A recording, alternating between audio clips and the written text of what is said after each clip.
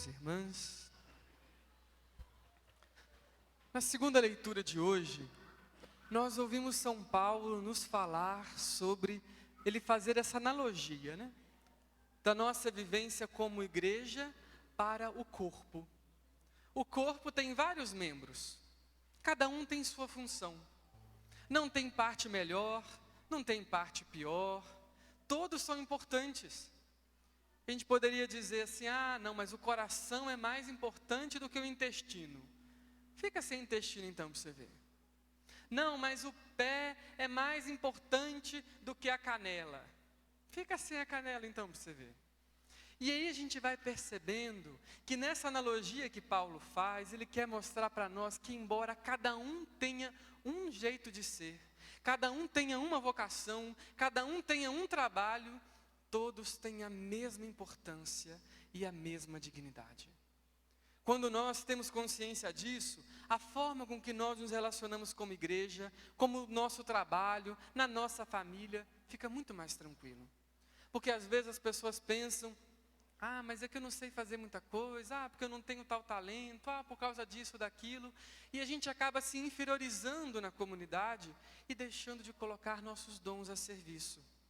E aí ainda tem outras pessoas que de outro lado fazem o contrário. Quando fazem as coisas, falam assim, não, porque eu faço isso, eu faço aquilo, não sei o quê.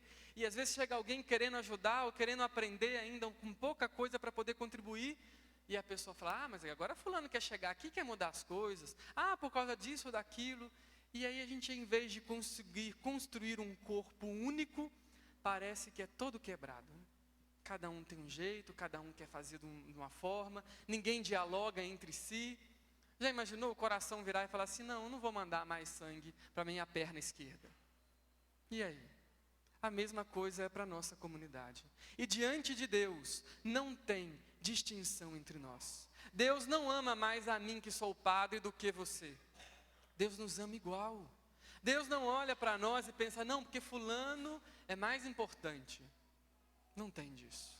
Para Deus somos todos iguais, somos membros de um mesmo corpo, e esse corpo é quem? É o próprio Cristo. E tendo consciência da forma com que a gente se relaciona como igreja, como corpo de Cristo, trago uma historinha para vocês, aquelas historinhas de moral, que eu acho que pode nos ajudar a refletir um pouco sobre isso. Reza a lenda, eu vou perguntar primeiro para vocês, me falem o nome de uma cidade aqui perto que não seja Araporã, uma mais longe. Araporã, Cachoeira Dourada. Vamos imaginar, por exemplo, que tem alguém lá de Cachoeira Dourada vindo se mudar para Itumbiara. Só que isso antigamente, não tinha carro, não tinha caminhão. Então vem lá de Cachoeira Dourada, puxando o seu burrinho com a sua mudança. E aí no meio do caminho ele encontra um monge. E aí ele pergunta ao monge assim, onde fica Itumbiara? O monge explica, para cá, vira para lá e tal. E aí então esse homem pergunta ao monge assim, me fala uma coisa, eu estou indo me mudar para Itumbiara, mas o povo de lá é gente boa? Aí o monge falou assim, cara, não sei não. Me fala como é que era o povo lá de Cachoeira Dourada. E aí o moço fala assim, nossa, o povo de lá era ruim demais. Um povo brigão, um povo fofoqueiro, um povo desonesto. E aí então o monge falou assim, cara, lá em Itumbiara é igualzinho, viu? Se prepara, que é igualzinho. Passou um tempo, outra pessoa vindo lá de Cachoeira Dourada, vem se mudar também para Itumbiara. Fazendo o mesmo caminho, encontrou o monge. Perguntou a direção e depois perguntou para o monge, monge, estou indo para Itumbiara, me mudar para lá, o povo de lá é gente boa? É bom? O monge falou assim, cara, não sei não. Como é que era lá em Cachoeira Dourada? E aí esse cara falou assim, nossa, o povo de lá é bom demais. É um povo que se ajuda, gente boa, um povo caridoso, um povo família, que cuida um do outro. Aí o monge falou para ele assim, então, em Itumbiara é igualzinho. Qual que é a lição de moral dessa parábola, dessa historinha? Ela nos aponta que no fundo, os ambientes, os lugares, vão tendo a cara que a gente dá para eles. Se a gente chega num ambiente brigando com todo mundo, reclamando de tudo, colocando defeito em tudo, você acha que vai melhorar como? Não vai melhorar. Por outro lado, se a gente chega num ambiente sorrindo, conversando, né, batendo papo, apontando caminhos, e ali a gente vê que o ambiente muda. É interessante a gente olhar para isso, inclusive se perguntar: que tipo de presença sou eu nos ambientes? Será que quando eu chego num ambiente as pessoas falam assim: puxa vida, lá vem fulano de novo, vamos falar que não é... Será que nós somos esse tipo de pessoa que quando chega acaba a energia do ambiente? A gente chega no ambiente e as pessoas se alegram. Nossa, que maravilha que fulano veio. Que tipo de pessoa somos nós? Nos fazer essa pergunta ajuda a gente a entender como anda o nosso posicionamento como esse corpo de Cristo que São Paulo nos fala. Vocês já encontraram alguém assim que quando chega na casa de vocês, você fala: nossa senhora, se eu pudesse eu falava que eu nem estava aqui? Se tiver um pé de pimenta até murcha, né? Por outro lado, também tem aquela pessoa que quando a gente sabe que vai vir, a gente já se alegra antes mesmo dela vir. E a pessoa chega e a gente fala: fulano, que saudade que eu estava de você. Que alegria te receber na minha casa. Que alegria conversar com você. Que tipo de gente somos nós? Será que somos a presença amigável e feliz? Ou a presença que ninguém quer ao seu redor? Façamos a nós mesmos essa pergunta, com honestidade. E nos perguntemos, né? Como temos enfrentado os problemas da nossa vida? Porque, olha, gente, problema a gente encontra sempre. Quase todo dia, se não todo dia, é um trem para nós resolver. Você vai arrumar um negócio, estraga outro, aparece outro trem. Você pensa assim: não, agora eu vou juntar um dinheirinho para não sei o que lá. Aí você tem que consertar um cano que não sei o que, vazamento lá na casa. Não é assim? Quantas coisas vão nos aparecendo. E aí você pode viver como aquela pessoa resmungando o tempo todo. Ah, porque minha vida nada dá certo. Ah, porque não sei o que, tudo dá errado. É sempre problema. Ou então você pode defrontar-se com esses problemas e falar assim: bem, aconteceu isso, e agora? O que eu vou fazer? Vou dar meu jeito, vou resolver. A forma com que a gente se coloca diante do problema muda o peso que o problema tem na nossa vida. Isso é fato. Eu lembro, né, uma historinha do tempo que eu era criança. Eu sou da roça mesmo, né, que fui criado numa fazenda.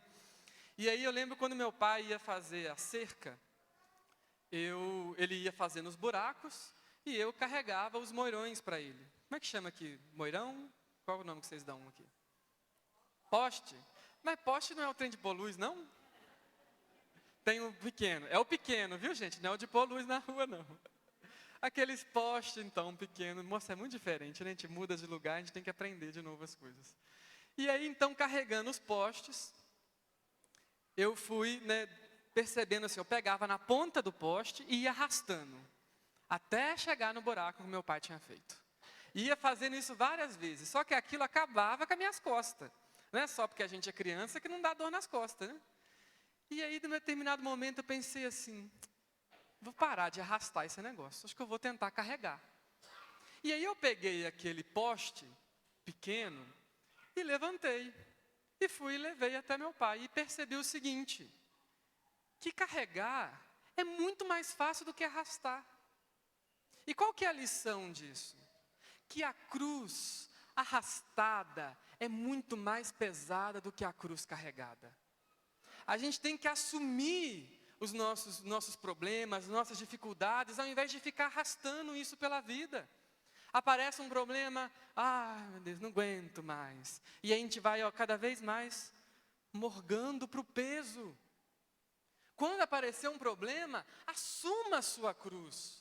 Assuma para si, sabe por quê? Porque quando a gente pega o problema de frente, a gente fica mais forte. Se você arrasta, você fica com dor e sofrimento. Mas se você pega, você ganha força.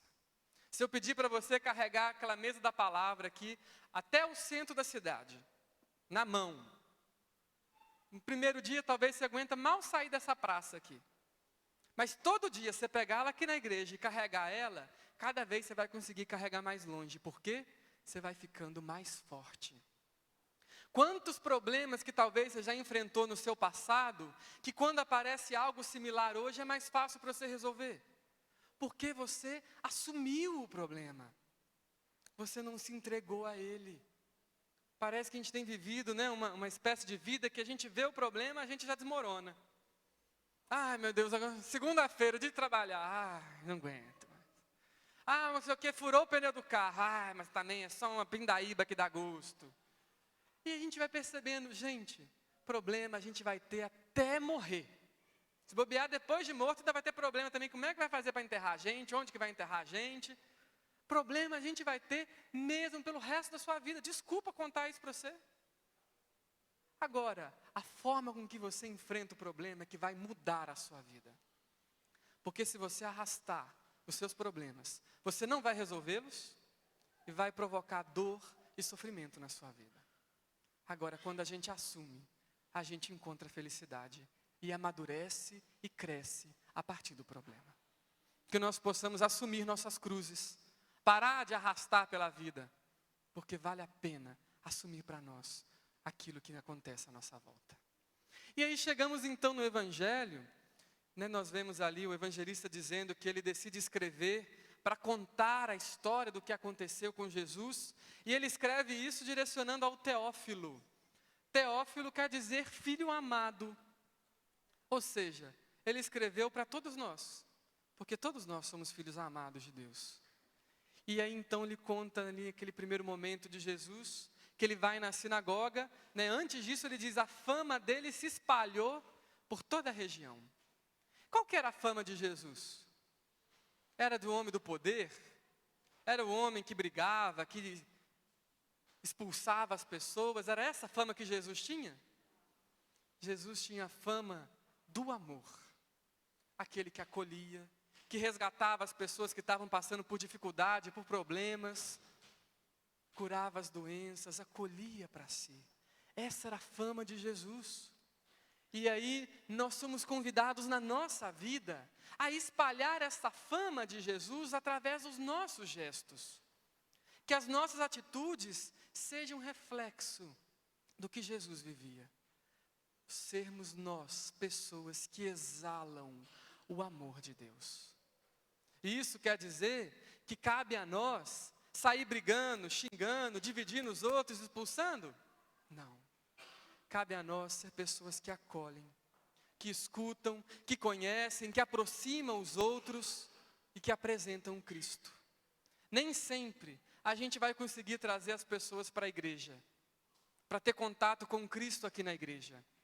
Mas a gente sempre pode fazer as pessoas terem contato com Cristo através das nossas atitudes. Sempre podemos. Sempre podemos ser exemplo no lugar que a gente está. É assim que começa o processo de conversão. Quando as pessoas olham para nós e percebem, puxa vida, que coração bom, quero ser que nem fulano.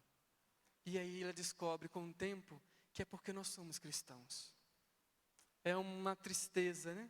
Quando nós vemos por aí gente que se diz católico, se diz cristão, mas parece que não conheceu Jesus Cristo. Às vezes a pessoa que nem é de igreja olha para nós fazendo fofoca, arrumando briga, divisão, vai falar assim, eu ser católico desse jeito? É melhor não ser nada, né? Que a gente possa ser exemplo na nossa vida. Por isso, nesse momento, feche os seus olhos agora por um instante e vamos refletir isso que nós pensamos ao longo dessa homilia. Sobre sermos membros de um corpo. O que temos feito nessa comunidade? Temos sido membros que de fato fazem a diferença? Temos ajudado uns aos outros na gratuidade? Pensa no seu coração. Será que na visita com meu irmão, eu sou que tipo de presença? A que alegra ou aquela que tira toda a alegria do irmão? Nos ajude, Senhor, ao enfrentar os problemas da nossa vida, a carregar a nossa cruz, não arrastar. Nos ajude, Senhor, a assumir aquilo que de difícil nos aparecer, para que nós possamos amadurecer a partir do problema. que a fama de Jesus que se espalhou por tão grande amor se espalhe ainda mais através da nossa vida. Nos ajude, Senhor, a espalhar a tua fama, a fama do homem que muito amou.